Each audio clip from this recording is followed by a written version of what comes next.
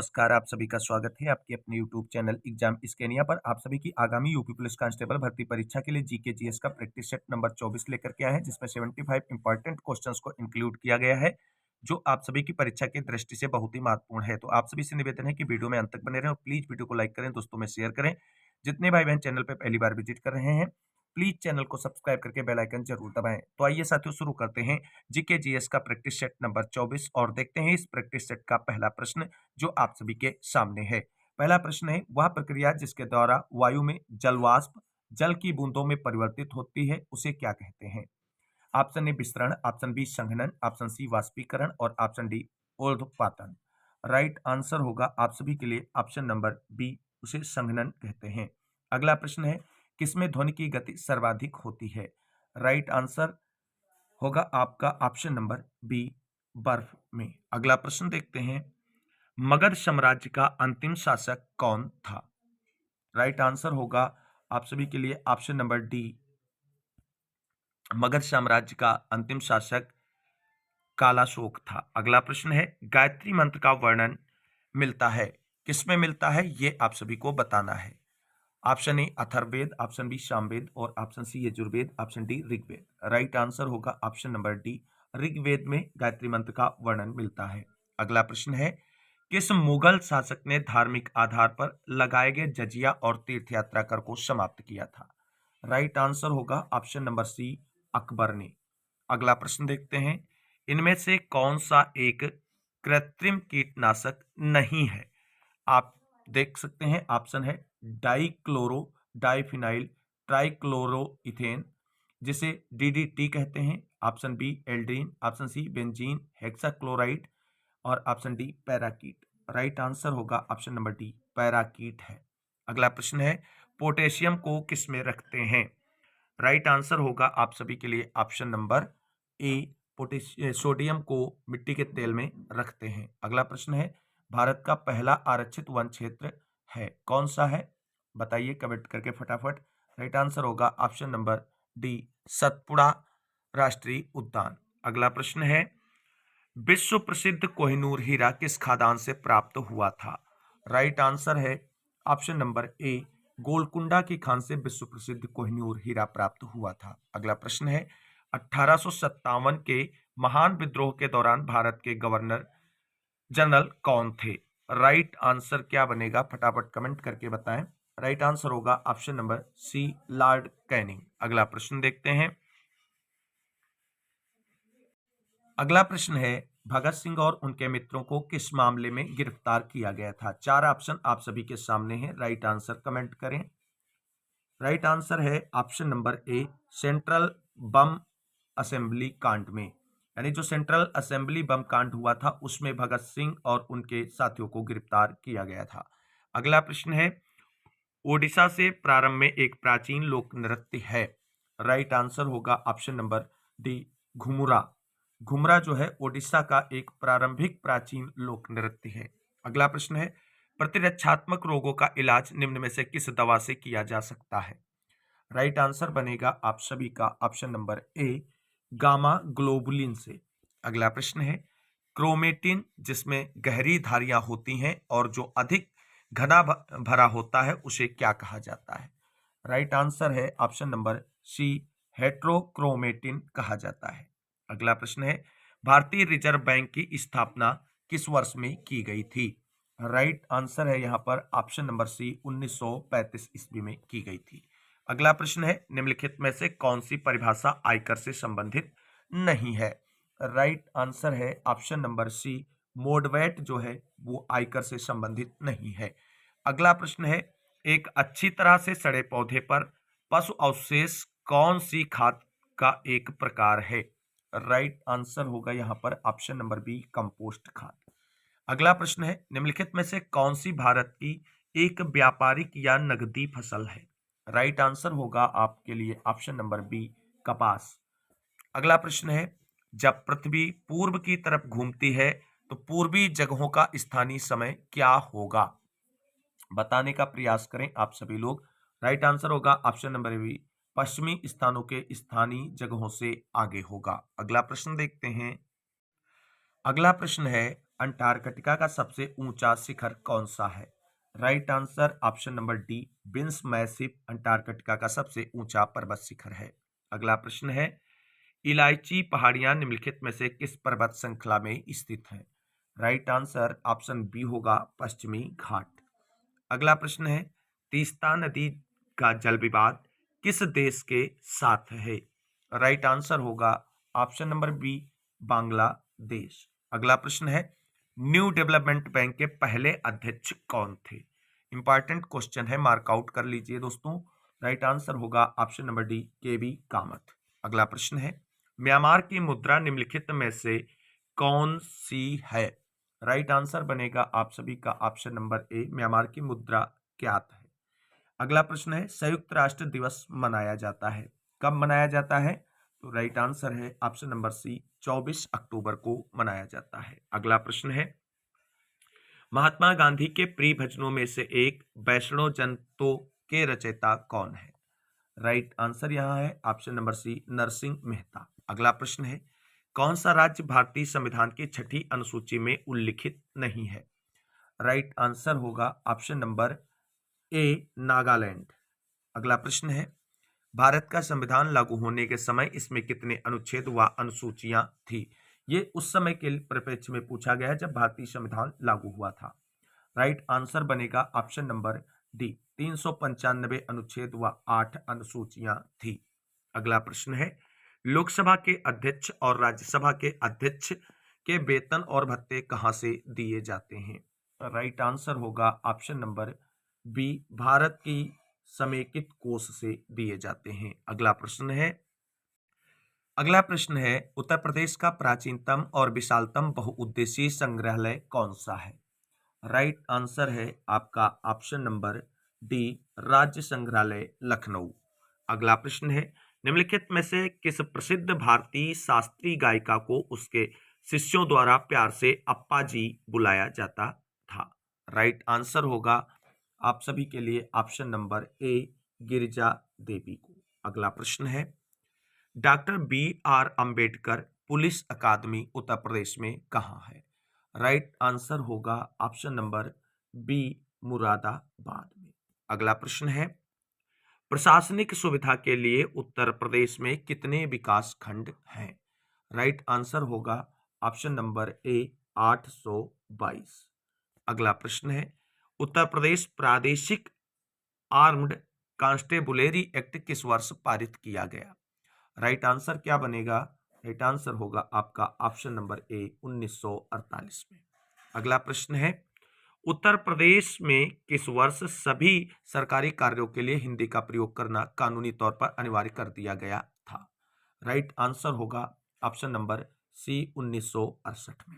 अगला प्रश्न है, हाल ही में किस देश की सरकार को चीन ने मान्यता प्रदान की है?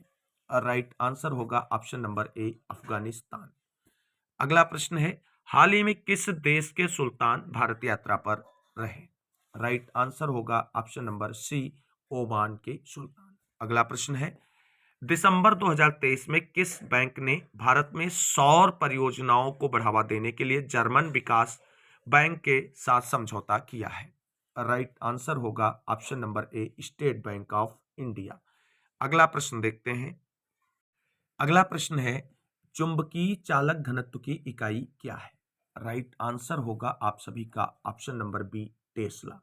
अगला प्रश्न है, द्रवों का घनत्व मापने के लिए किस उपकरण का उपयोग किया जा सकता है? राइट आंसर क्या होगा? राइट आंसर बनेगा ऑप्शन नंबर डी, पिक्नोमीटर। अगला प्रश्न है, मौर्य राजवंश के अंतिम शासक कौन थे? राइट आंसर होगा ऑप्शन नंबर सी, बृहद्रथ थे। अगला प्रश्न है, निम्नलिखित में से त्रिपिटक किससे संबंधित है? तो त्रिपिटक किस धर्म से संबंधित है? तो राइट आंसर होगा ऑप्शन नंबर डी, बौद्ध धर्म से संबंधित है। अगला प्रश्न है, पुरी में पुरुषोत्तम जगन्नाथ मंदिर के निर्माण का संबंध किस राजवंश से था? राइट आंसर होगा ऑप्शन नंबर सी, गंग वंश से था। अगला प्रश्न है, ब्लीचिंग पाउडर बनाने के लिए निम्नलिखित में से किस गैस को बुझे चूने से गुजारा जाता है? राइट आंसर बनेगा ऑप्शन नंबर बी, क्लोरीन। अगला प्रश्न है, निम्नलिखित में से कौन सा जिंक का एक अयस्क है? इस प्रश्न का राइट आंसर ऑप्शन ए होगा, स्फेले राइट। अगला प्रश्न है, कोरिंगा गरान वन्य जीव अभ्यारण्य कहाँ है? राइट आंसर होगा option number D, Andhra Pradesh में। कोरिंगा गरान वन्य जीव अभ्यारण्य आंध्र प्रदेश में है। अगला प्रश्न है, कुतुब मीनार का निर्माण किसने पूर्ण करवाया? इंपॉर्टेंट क्वेश्चन है और राइट आंसर है ऑप्शन नंबर डी, इल्तुतमिश ने। कुतुब मीनार का निर्माण कुतुबुद्दीन ऐबक ने शुरू किया था और उसके बाद में इसका निर्माण कार्य जो पूरा इल्तुतमिश ने करवाया था। अगला प्रश्न है, निम्नलिखित में से भूदान आंदोलन के अग्रणी कौन है? राइट आंसर होगा option number D, Vinoba Bhave. अगला प्रश्न है, भारतीय स्वतंत्रता संग्राम के निम्नलिखित क्रांतिकारियों में से किसे मास्टरदा कहा जाता है?